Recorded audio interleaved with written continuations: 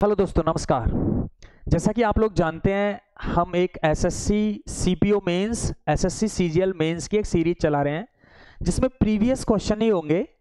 2024 से बैक जितने भी सीजीएल मेंस में पूछे गए हैं, सीपीओ मेंस में पूछे गए हैं, सभी क्वेश्चंस की हम प्रैक्टिस करा रहे हैं। तो जैसा कि आपने पिछली क्लास में PYQ प्रैक्टिस डे 2 किया था बेटा, तो today we would discuss day 3। तो आज हम डे 3 सॉल्व करेंगे। इसमें 2024 और 23 के मेंस के और प्री दोनों के क्वेश्चन मिक्स हैं। वैसे टारगेट है हमारा सीपीओ मेंस और सीजीएल मेंस के क्वेश्चन कराना। तो याद रखें बेटा, डे 1 हम कर चुके हैं, डे 2 हमारा फिनिश हो चुका है। तो आज हम फिनिश करेंगे डे 3।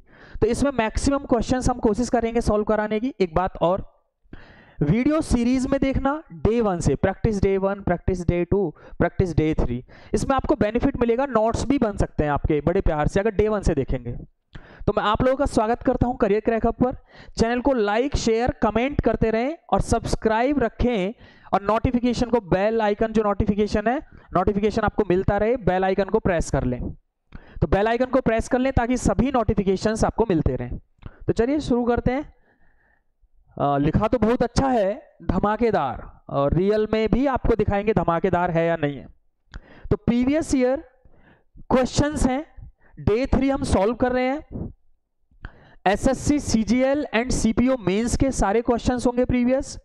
आ जाइए, प्रैक्टिस डे 3 है। इसका मतलब क्या हुआ, डे 1 हो चुका है, डे 2 हो चुका है, ये हो चुके हैं। आज हम सॉल्व कर रहे हैं डे 3। तो बेटा एक बात याद रखना, सभी वीडियो को आप सीरीज में देखें। डे 1 से अगर आप देखेंगे तो बहुत ज्यादा बेनिफिट होगा आपके लिए। एसएससी सीजीएल फिर से बता देता हूं, सीपीओ मेंस के प्रीवियस क्वेश्चंस हैं। क्वेश्चन शुरू कर देते हैं। पहुंच गए बेटा। क्वेश्चन शुरू करने से पहले एक बात और बेटा मैं कहना चाहूंगा कि आप हमारे चैनल पे एक प्लेलिस्ट है, एसएससी जीडी का प्लेलिस्ट है जो कि फ्री है। सारी वीडियोस पड़ी हुई हैं उस प्लेलिस्ट पर। एसएससी जीडी का कोर्स हमारे यहाँ फ्री चल रहा है जिसमें reasoning, English, GS, maths, Hindi, English, Hindi की भी क्लास दे रहे हैं क्योंकि जीडी में ऑप्शन होता है हिंदी और इंग्लिश का। तो वो प्लेलिस्ट में जाकर डे 1 से आप फ्री कर सकते हैं, कोई फीस देने की जरूरत नहीं है।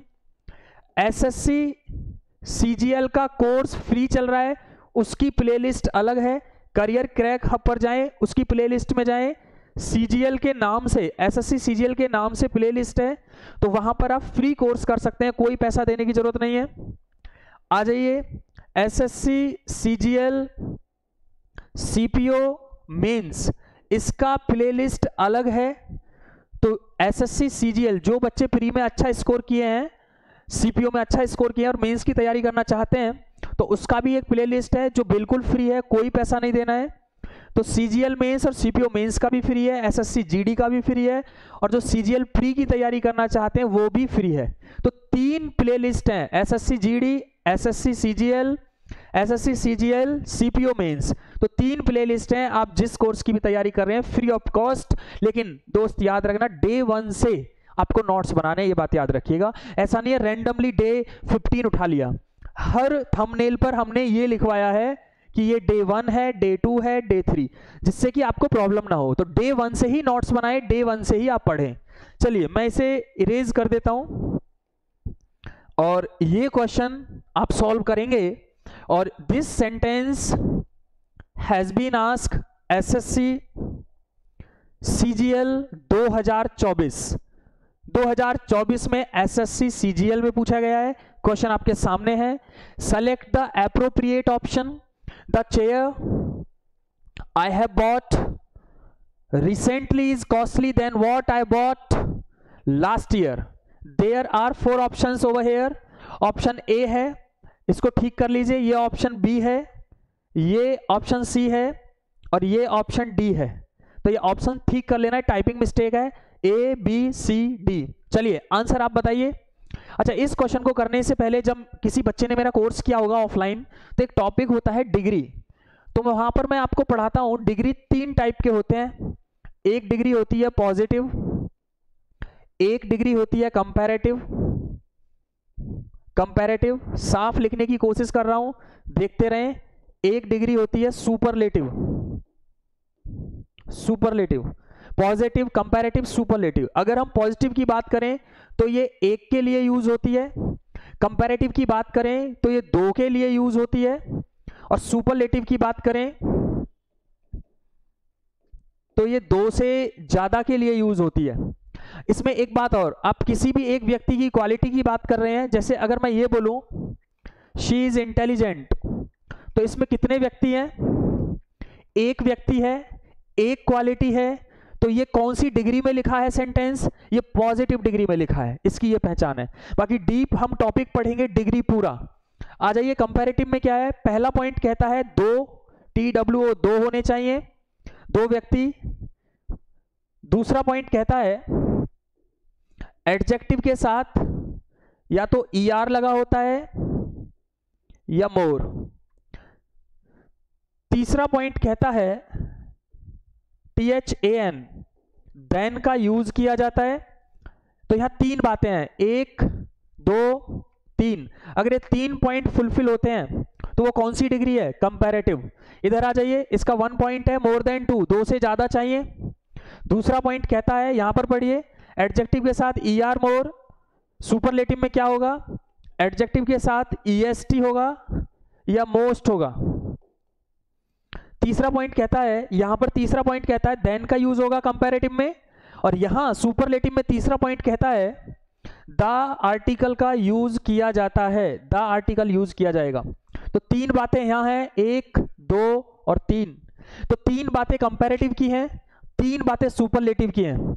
जब मैं पॉजिटिव की बात करूंगा तो सिर्फ एक ही पॉइंट है, 1 पर्सन कंपेयर्ड विद क्वालिटी, एक व्यक्ति की क्वालिटी की बात की जाएगी। तो यहां पर 3 पॉइंट है। अब मैं एक यहां एग्जांपल ले लेता हूं। अगर मैं आपसे बोलूं he is better than you, firstly you have to check how many person, इसमें कितने व्यक्ति हैं? ही, यू, पहला पॉइंट फुलफिल हो गया, दो व्यक्ति चाहिए। दूसरा, एडजेक्टिव में देखो ER है, बेटर में ER है, ये भी फुलफिल हो गया, ER या मोर, किसी एक का यूज होगा। एक बात याद रखें, ER and more can not be use together. ER मोर का यूज एक साथ यूज नहीं किया जाता, ये हम जब डीप पढ़ेंगे डिग्री को कंप्लीट तो वहां पर और अच्छे से बताएंगे। तीसरा पॉइंट कहता है देन का यूज होगा, देन इज यूज, तो देन भी दिया है। जब तीनों पॉइंट हमें मिल गए तो ये सेंटेंस कौन सी डिग्री में है? कंपैरेटिव डिग्री में। समझ आ गया होगा। सुपरलेटिव में भी 3 पॉइंट हैं, 1, 2, 3।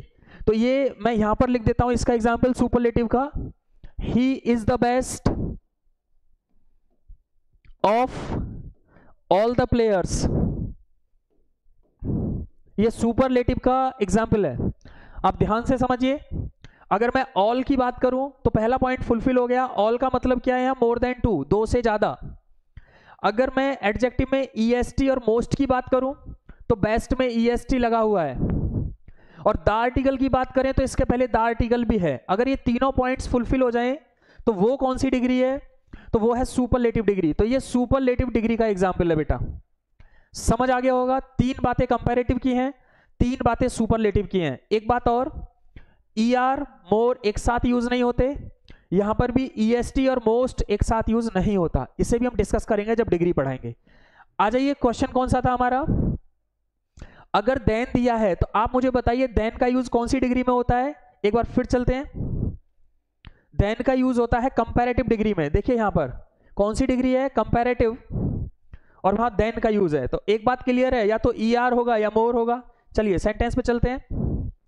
तो यहां कॉस्टली नहीं होगा, कॉस्टिलियर होगा। अब EST तो नहीं आएगा, कॉस्टली ये भी नहीं होगा, ये भी नहीं होगा, एक ही ऑप्शन है, B आंसर हो गया। तो देन से मालूम चला कौन सी डिग्री थी ये? Comparative degree. तो इसीलिए हमें क्या चाहिए? या तो ER या मोर। तो हमें कहां दिख रहा है ER? B ऑप्शन में, that's why B is the correct answer. और ये क्वेश्चन SSC CGL 2024 में पूछा गया है। आइए नेक्स्ट क्वेश्चन की तरफ चलते हैं। इसके नोट्स बना लेना, ये कंप्लीट आप लिख लीजिएगा, बाकी पूरा टॉपिक जब डिग्री पढ़ाएंगे तो वहां देखिएगा। क्वेश्चन नंबर नेक्स्ट है, और ये सेंटेंस SSC CGL 2024 का है, जरा पढ़िएगा इसे। Please go and meet the chairperson, she will be away for the few next days. ये बहुत ही अच्छा सेंटेंस है, इसे डीपली पढ़ेंगे हम। बहुत ही अच्छी मैंने एक स्लाइड बनाई है, जरा ध्यान से देखिए। फ्यू के 3 वर्ड होते हैं, फ्यू, आ फ्यू, दा फ्यू। लिटिल के 3 वर्ड होते हैं, लिटिल, आ लिटिल, दा लिटिल। फ्यू की हिंदी होती है ना के बराबर, इंग्लिश में बोलेंगे ऑलमोस्ट नो। लिटिल की हिंदी होती है ना के बराबर, ऑलमोस्ट नो। तो फ्यू और लिटिल का हिंदी एक ही होता है, फ्यू और लिटिल का हिंदी एक ही होता है। आ फ्यू की हिंदी होती है कुछ, इंग्लिश में सम लिख लीजिए। आ लिटिल की हिंदी होती है कुछ, इंग्लिश में सम लिख लीजिए। तो आ लिटिल और आ फ्यू की हिंदी भी एक ही होती है। दा फ्यू का मतलब है कुछ लेकिन सभी, इंग्लिश में सम बट ऑल। दा लिटिल का मीनिंग है कुछ लेकिन सभी, सम बट ऑल। तो समझिए दा फ्यू और दा लिटिल का हिंदी भी एक ही होता है। एक बात clear, if you want to solve the error fill in the blanks related to few little, अगर फ्यू लिटिल से संबंधित कोई भी क्वेश्चन आप सॉल्व करना चाहते हैं तो याद रखें इन तीनों का प्रॉपर मीनिंग मालूम होना चाहिए, और इन तीनों का भी मीनिंग, जबकि मीनिंग सेम है। अब मुझे एक बात बताइए, अगर मैं आपसे बोलूं ना के बराबर या मैं नॉट भी बोलूं तो इसका हिंदी नॉट भी होता है, लिटिल और फ्यू का हिंदी नॉट भी होता है, ऐसे मान लीजिए। अब समझिए, मैंने किसी को नहीं पढ़ाया तब मैं फ्यू बोलूंगा, मैंने कुछ को पढ़ाया तब मैं आ फ्यू बोलूंगा, छात्र थोड़े ही थे सबको पढ़ाया तब मैं दा फ्यू बोलूंगा। बहुत आसान है।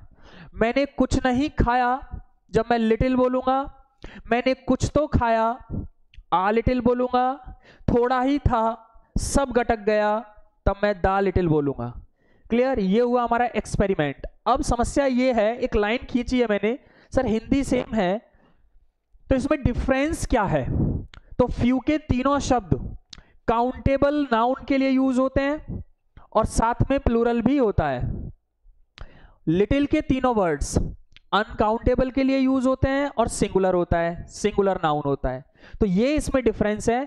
फ्यू वाले तीनों वर्ड्स काउंटेबल के लिए प्लूरल के साथ, लिटिल वाले तीनों वर्ड्स अनकाउंटेबल के लिए सिंगुलर के साथ, ये डिफरेंस है। लेकिन जब पेपर की बात करें तो क्वेश्चन कैसे आता है, ये लाइन याद रखिएगा। पढ़िए क्या है, दीज वर्ड्स का मतलब यहां पर 6 शब्दों की बात हो रही है बेटा, 3 फ्यू वाले और 3 लिटिल वाले, 6 शब्दों की बात हो रही है। दीज वर्ड्स का मतलब है तीनों फ्यू तीनों लिटिल, 6 शब्दों की एक साथ बात कर रहा हूं। These words are used according to the meaning of the sentence, ये वर्ड्स सेंटेंस के मीनिंग के अनुसार यूज होते हैं। फिर सुन लीजिए, ये वर्ड्स सेंटेंस के मीनिंग के अनुसार यूज होते हैं। समझिए इसको ऐसे, यहां पर आ जाइए, this is not so good place, इतना अच्छा स्थान नहीं है, देयर फॉर, इसीलिए। आ फ्यू की हिंदी क्या है, मैंने आपको बताया था, आ फ्यू की हिंदी है सम। समझिए जब भी क्वेश्चन आएगा या तो आ फ्यू से बनेगा, आ फ्यू का मतलब होता है सम और फ्यू का मतलब होता है नॉट भी लिख सकते हैं, और हिंदी में ना के बराबर भी लिख सकते हैं, ना के बराबर भी लिख सकते हैं। तो जब भी क्वेश्चन आएगा इन दोनों से आएगा, या फिर क्वेश्चन आएगा लिटिल और आ लिटिल से। दा लिटिल और दा फ्यू के क्वेश्चन जब टॉपिक पढ़ेंगे एडजेक्टिव तो वहां डिस्कस करेंगे। तो समझिए, स्थान अच्छा नहीं है, this is not so good place, स्थान अच्छा नहीं है इसीलिए कुछ लोग आते हैं, ये तो संभव नहीं है। जब स्थान अच्छा नहीं है तो आप ऐसे नहीं बोल सकते ना के बराबर लोग आते हैं ये अच्छा लग रहा है, या कुछ लोग आते हैं ये अच्छा लग रहा है। Sentence should be meaningful, sentence को किसी भी कीमत पर मीनिंगफुल करना है। समझिए, this is not so good place, इतना अच्छा स्थान नहीं है इसीलिए ना के बराबर लोग आते हैं, तो यहां पर क्या होना चाहिए, आंसर फ्यू होना चाहिए। तो सेंटेंस को पढ़े बिना इसका आंसर नहीं दे सकते, और सेंटेंस मीनिंगफुल होना चाहिए। तो पढ़ना पड़ेगा, you have to read carefully, आपको पढ़ना पड़ेगा। आ जाइए, एक सेंटेंस और ले लेते हैं, ये सीडीएस में आया है, ठीक है, और 2017 का क्वेश्चन है ये। तो आप पढ़िएगा, क्वेश्चन बनेगा या तो फ्यू से या आ फ्यू से। आ फ्यू का मतलब होता है सम, हिंदी में कहते हैं कुछ, और फ्यू का मतलब होता है ना के बराबर, या ऑलमोस्ट नो कह देते हैं, या नॉट भी कह देते हैं इसे। ठीक है, चलिए पढ़ के देखते हैं। एक्सेप्ट फॉर फ्यू डेज, ये तो पढ़ा ही नहीं जा रहा, ये तो सेंटेंस होता ही नहीं है। कुछ दिन छोड़कर, ऐसे ही तो बोलोगे। अब कुछ दिन छोड़कर तो क्या आना चाहिए, आ फ्यू आना चाहिए। तो यहां पर क्या आंसर हो जाएगा, आ फ्यू। ठीक है, तो आंसर ए है, ए में गलती है। ये क्वेश्चन 2017 सीडीएस का है। आ जाइए, क्वेश्चन कौन सा था हमारा, वो जो सीजीएल में आया है अभी, क्वेश्चन था दिस वन, 2024 का एसएससी सीजीएल का क्वेश्चन है। पढ़िए, please go and meet the chairperson, she will be away for the few next days. तो क्या होना चाहिए, few next days, the few next days थोड़ी होगा, क्या होना चाहिए, ए का यूज होगा, इसलिए किस पार्ट में गलती है, गलती है यहां पर सी पार्ट में। क्लियर, तो यहां से ये आप टिक कर लीजिए, फ्यू नेक्स्ट डेज, ठीक है, तो यहां फ्यू में गलती है, इस पार्ट में यहां पर गलती है। Next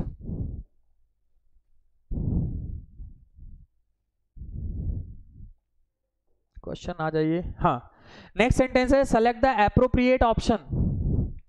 I said I don't understand, ये क्वेश्चन 2024 में आया है, एसएससी सीजीएल का है। देखिए क्वेश्चन कैसा है, ग्रामर कहता है if the first sentence is in past form then the next sentence will be in past form. अगर पहला सेंटेंस पास्ट में है तो आने वाला टेंस भी पास्ट में होगा।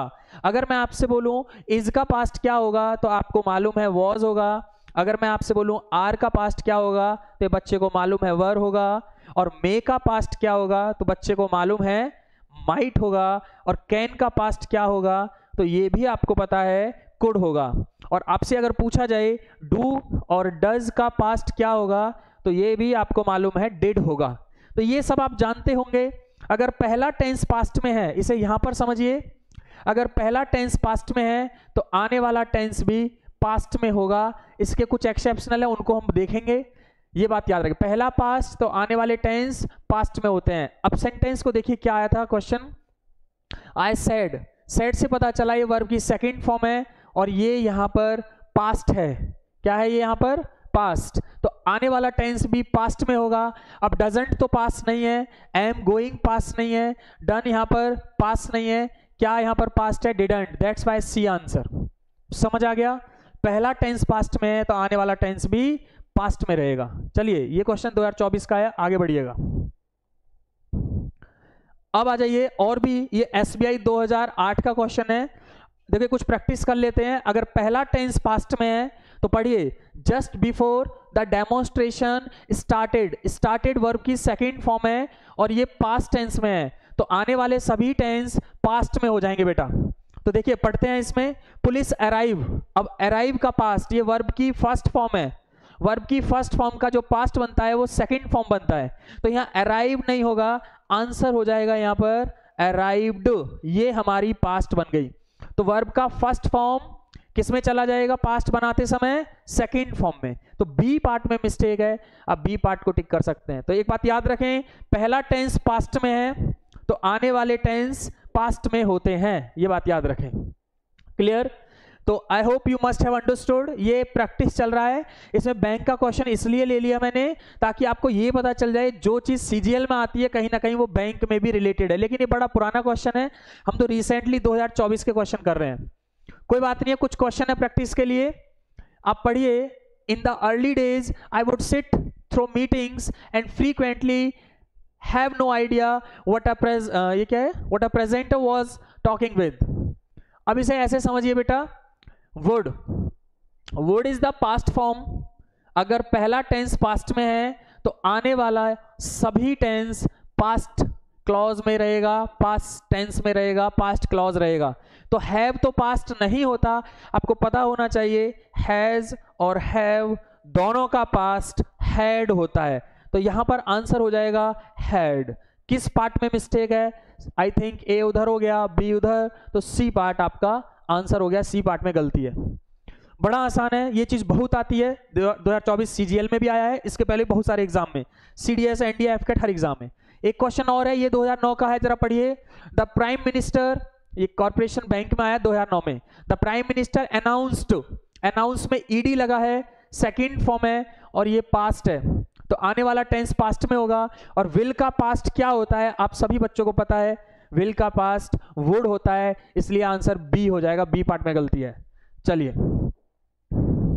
एक और सेंटेंस है, द मेट्रोलॉजिकल डिपार्टमेंट प्रिडिक्टेड, और प्रिडिक्टेड क्या है, सेकंड फॉर्म है और ये पास्ट है, ठीक है, तो आने वाले टेंस पास्ट में चले जाएंगे, तो मे का पास्ट क्या होगा यहाँ पर, आंसर हो जाएगा माइट। ये क्वेश्चन भी आपका 2009 में आया है, ये मैं प्रैक्टिस के लिए ले रहा हूं ताकि आप समझिए एसएससी सीजीएल के प्री 2024 में ये अप्रोच पूछी गई है और इसके पहले कब से चल रही है, ये कब से रिपीटेशन में है ये। तो बेटा चैनल को सब्सक्राइब और कमेंट लाइक शेयर भी करते रहें। नेक्स्ट एग्जाम्पल है as soon as the CEO entered. Entered क्या है, सेकेंड फॉर्म है और ये यहां पर पास्ट है, तो आने वाला टेंस पास्ट में हो जाएगा। द यूनियन लीडर्स अप्रोच्ड, ये खुद पास्ट है तो इसमें कोई गलती नहीं है, आगे बढ़े। एंड रिपोर्ट, रिपोर्ट पास्ट नहीं है, that's why we need reported, तो यहां रिपोर्टेड होना चाहिए, आंसर डी होगा। डी पार्ट में मिस्टेक है क्योंकि बैंक के अंदर 5 ऑप्शन होते हैं, ABCDE, ये भी 2009 में पूछा है, पीओ का क्वेश्चन है। आ जाइए next question, SSC CGL 2024, select the appropriate option. चलिए पढ़िए, अगर किसी बच्चे ने मेरी पुरानी वीडियो देखी होगी कंडीशनल सेंटेंसेस के नाम से, एसएससी सीजीएल प्लेलिस्ट में जाकर कंडीशनल सेंटेंस का थंबनेल है, उस वीडियो को देख लो तो ये सॉल्व हो जाता 2024 में जो पूछा गया सेंटेंस है। क्या था ये, जरा यहां आ जाइए। ये 3 कंडीशन होती हैं, कंडीशन 1, कंडीशन 2 और कंडीशन 3। पहली कंडीशन में 3 स्ट्रक्चर हैं, दूसरी कंडीशन में 2 स्ट्रक्चर हैं और तीसरी कंडीशन में भी 2 स्ट्रक्चर हैं, और ये नॉट 1 है और ये नॉट 2 है। जरा पढ़ते हैं, अगर इफ वाला सेंटेंस वर्ब की फर्स्ट फॉर्म में है या वर्ब की 5वीं फॉर्म में है, 5वीं फॉर्म का मतलब होता है जिस वर्ब में एस और ईएस होता है, और फर्स्ट फॉर्म का मतलब होता है जिस वर्ब में एस और ईएस नहीं होता है, तो आने वाला जो क्लॉज है वो विल सेल के साथ फर्स्ट फॉर्म में रहेगा। अगर इफ वाले सेंटेंस में हैज हैव के बाद नाउन दिया है तो आने वाला सेंटेंस विल सेल के साथ फर्स्ट फॉर्म में रहेगा। अगर इफ वाले सेंटेंस में डू डज नॉट के बाद फर्स्ट फॉर्म है तो आने वाला टेंस विल सेल के साथ फर्स्ट फॉर्म में रहेगा। ये पहली कंडीशन के 3 स्ट्रक्चर हैं, फिनिश हो गए। आ जाइए दूसरी कंडीशन में 2 ही स्ट्रक्चर हैं, 1 2। अगर इफ वाले क्लॉज में वर्ब की सेकंड फॉर्म या वर्ब दिया है तो नेक्स्ट क्लॉज में वुड प्लस वर्ब की फर्स्ट फॉर्म होगा। अगर इफ वाले सेंटेंस में हैड के बाद नाउन दिया है तो next clause would plus verb की फर्स्ट फॉर्म में होगा। Condition 2 finish. आ जाइए कंडीशन 3 में भी 2 स्ट्रक्चर हैं। इफ वाले सेंटेंस में हैड प्लस वर्ब की थर्ड फॉर्म है तो नेक्स्ट क्लॉज होगा would have plus third form में। या कभी कभी यहाँ इफ हिडन होता है, यहाँ पर इफ हिडन होता है, सेंटेंस की शुरुआत ऐसे की जाती है हैड सब्जेक्ट V3 तो नेक्स्ट क्लॉज होगा वुड हैव V3 में, ठीक है। और इस चीज को याद रखें, will and shall are not use in if clause. If वाले सेंटेंस में कई वीडियो में मैंने बताया है जहां इफ होता है उस सेंटेंस में विल और शैल का यूज नहीं होता, इफ वाले सेंटेंस में विल और शैल नहीं आता। दूसरा पॉइंट कहता है were is always used in if clause, हमेशा वर का यूज होता है इफ क्लॉज में, वेदर सब्जेक्ट इज सिंगुलर और प्लूरल, चाहे सब्जेक्ट सिंगुलर हो या प्लूरल फॉर्म में हो। वॉज का यूज नहीं होता कभी, हमेशा वर का यूज होगा। तो इस चीज को ऐसे समझिए, अगर इफ आ गया तो इफ के बाद कभी वॉज का यूज नहीं होता, हमेशा वर का यूज होता है। तो ये 2 बातें भी अलग से ध्यान रखें। तो अब यहां आ जाइए, क्वेश्चन क्या था आपका, इफ वाले सेंटेंस में वर्ब की 5वीं फॉर्म है। देखिए अभी मैंने बताया था 5वीं फॉर्म वो होती है जिसमें एस और ईएस होता है। तो देखिए इस पर पहुंचिए, अगर इफ वाले सेंटेंस में इफ सब्जेक्ट V1 V5 है ना, V5 5वीं फॉर्म एस और ईएस होगा, तो नेक्स्ट वाले सेंटेंस में विल सेल चाहिए। अब देखिए इस सेंटेंस को, तो यहां पर विल सेल चाहिए। अब विल सेल एक ही ऑप्शन में दिख रहा है, आंसर ए होगा बेटा, विल गेट, ठीक है। तो याद रखें इफ वाले सेंटेंस में V1 हो या V5 हो तो नेक्स्ट क्लॉज में क्या होगा, विल शैल देन वर्ब की फर्स्ट फॉर्म। तो आप देखिए यहाँ V5 है, रन्स क्या है, वर्ब का 5वां फॉर्म, 5वीं फॉर्म होती है जिसमें एस और ईएस होता है, जैसे गोज एस और ईएस है, ये 5वीं फॉर्म है। जैसे रन्स एस और ईएस लगा है, ये 5वीं फॉर्म है। चलिए 2024 में आया था ये sentence. Next question SSC CGL 2024 का ही क्वेश्चन है, जरा पढ़िए। Master Sam is the heaviest boy in grade 12। चलिए पढ़िए, बताइए क्या होगा। अभी मैंने थोड़ी देर पहले बताया डिग्री 3 होती है, पॉजिटिव, कंपैरेटिव, सुपरलेटिव। तो मैंने क्या बताया, सुपरलेटिव में 2 से ज्यादा होते हैं, मोर देन 2 पहला पॉइंट था। दूसरा पॉइंट था एडजेक्टिव में EST होता है, या मोस्ट। तीसरा पॉइंट था द आर्टिकल होता है, ठीक है, बताया था अभी सुपरलेटिव की ये पहचान है। कंपैरेटिव और पॉजिटिव में पढ़ा चुका हूं पिछली वीडियो में, सॉरी इसी वीडियो में पहले। अगर लिखना चाहें तो अब लिख सकते हैं। कंपैरेटिव का मतलब दो चाहिए, दो। दूसरा पॉइंट एडजेक्टिव में ER और मोर का यूज होगा। तीसरा पॉइंट है देन का यूज होगा। अगर ये तीन बातें हैं तो वो कंपैरेटिव है, और ये तीन बातें हैं तो वो सुपरलेटिव है। पॉजिटिव का मतलब एक व्यक्ति होता है और उसी व्यक्ति की क्वालिटी की बात होती है। अब द आर्टिकल किस में है? सुपरलेटिव में। अब देखिए क्वेश्चन क्या है, हैवीएस्ट, EST मिल गया। अब EST सुपरलेटिव डिग्री होता है, यहां समझिए। EST कौन सी डिग्री है? सुपरलेटिव। अब सुपरलेटिव डिग्री में कौन सा आर्टिकल होता है? The article. इसने क्या कर दिया बेटा? ए आर्टिकल दिया है, तो यहां पर क्या होना चाहिए? द होना चाहिए, द हैवीएस्ट। इसलिए किस पार्ट में गलती है? डी में गलती है। डी आंसर होगा। Is the heaviest boy in grade 12, ये आंसर होना चाहिए। आ जाइए next question, select the appropriate option. Question है I had not only helped her boy, sorry I had not only helped her by giving hints but also with providing her links. चार option है, SSC CGL 2024 का question है। बताइए, ये बात सब जानते हैं। यहां पर देखिए नॉट ओनली के साथ बट ऑल्सो आता है, ईदर के साथ और आता है, नीदर के साथ नॉर आता है, बोथ के साथ एंड आता है। ये बात सब जानते हैं। लेकिन आपने कभी सोचा कि ये चार कंजंक्शन ऐसे हैं सेम पार्ट्स ऑफ स्पीच को कनेक्ट करते हैं? सेम पार्ट्स ऑफ स्पीच का मतलब है अगर नॉट ओनली के बाद नाउन दिया है तो बट ऑल्सो के बाद भी नाउन होगा। अगर नॉट ओनली के बाद एडजेक्टिव दिया है तो बट ऑल्सो के बाद भी एडजेक्टिव होगा। दोनों साइड एक जैसी होती हैं, इसी को कहते हैं सेम पार्ट्स ऑफ स्पीच। और यही कहानी ईदर के साथ है, दोनों साइड एक जैसी। यही कहानी नीदर के साथ है, दोनों साइड एक जैसी। और यही कहानी बोथ के साथ है, दोनों साइड एक जैसी। आ जाइए क्वेश्चन क्या है, बट ऑल्सो के बाद विद क्या है? विद एक प्रपोजिशन है। तो one thing is clear, not only के बाद भी प्रपोजिशन चाहिए। अगर मैं इस नॉट ओनली को यहां से उठाकर अगर मैं बाय के पहले रख दूं तो बाय यहां पर क्या है? प्रपोजिशन। ध्यान से देखिए, बाय क्या है यहां? प्रपोजिशन। तो दोनों तरफ प्रपोजिशन हो जाएगा, यस और नो। तो दैट्स वाई किस पार्ट में गलती है? आपका आंसर होगा यहां पर ए। होना क्या चाहिए? He helped her not only by, ऐसे होना चाहिए। अब समझिए, अगर मैं नॉट ओनली को उठाकर बाय के पहले रखता हूं तो बाय प्रपोजिशन हो गया, और बट ऑल्सो के बाद विद क्या है? ये भी प्रपोजिशन। तो दोनों साइड एक जैसी हो गई। तो ये चार कंजंक्शन ऐसे हैं, कौन से चार?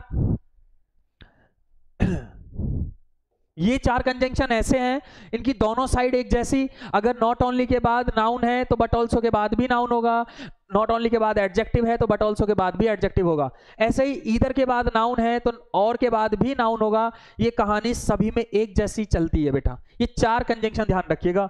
चलिए नेक्स्ट, अब एक क्वेश्चन है ही नीदर। सब लोग जानते हैं नीदर के साथ नॉर आएगा। कभी आपने इनके पार्ट्स ऑफ स्पीच चेक किए? पार्ट्स ऑफ स्पीच मतलब हॉकी क्या है? यहां पर नाउन है। तो प्ले क्या है? यहां पर वर्ब। तो ये तो पार्ट्स ऑफ स्पीच एक जैसा नहीं दिख रहा है हमें। तो अब क्या करें? दोनों साइड एक जैसी करनी है। कैसे? नीदर को अगर मैं उठाऊं और उठाकर क्रिकेट के पहले रख दूं तो क्रिकेट यहां नाउन हो गया और हॉकी पहले से नाउन है, तो दोनों साइड एक जैसी हो गई। तो इस सेंटेंस को करेक्ट कैसे लिखेंगे? He plays neither cricket nor hockey. अब ध्यान से देखिए, यहां पर नीदर के बाद जो क्रिकेट है वो नाउन हो गया, नॉर के बाद जो हॉकी है वो नाउन। अगर दोनों साइड एक जैसी हो गई तो सेंटेंस करेक्ट हो गया। क्लियर?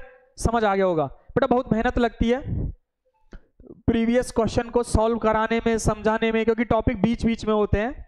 तो चैनल को लाइक, शेयर, कमेंट, सब्सक्राइब ये सब करते रहिएगा, ठीक है? कैसा लगा वीडियो बताइए। ये था practice day 3 SSC CGL SSC CPO mains के क्वेश्चन है। इसमें 2024 में जो प्री में पूछे गए थे वो भी हैं, और बैंक वगैरह क्वेश्चन मैं इसलिए ले लेता हूं ताकि आपको ये दिखा दूं जो चीज 10 साल पहले पूछी गई थी वो आज भी पूछी जाती है। रिपीटेशन सबसे ज्यादा है इंग्लिश में। तो बेटा याद रखें, प्रैक्टिस डे 1, 2, 3। अब अगली क्लास में हम शुरू करेंगे CGL मेंस CPO मेंस का प्रैक्टिस डे 4। तो चैनल को लाइक करें, शेयर भी करें, कमेंट करें, सब्सक्राइब करें, और एक बात बहुत जरूरी है, बेल आइकन को प्रेस कर लें ताकि नोटिफिकेशन सारी वीडियोस के आपको मिलते रहें। कोई भी क्वेश्चन किसी प्रैक्टिस सेट का नहीं होगा, सारे क्वेश्चंस प्रीवियस होंगे जो रिसेंटली पूछे गए हैं। तो आज की वीडियो में बस इतना ही। नमस्कार।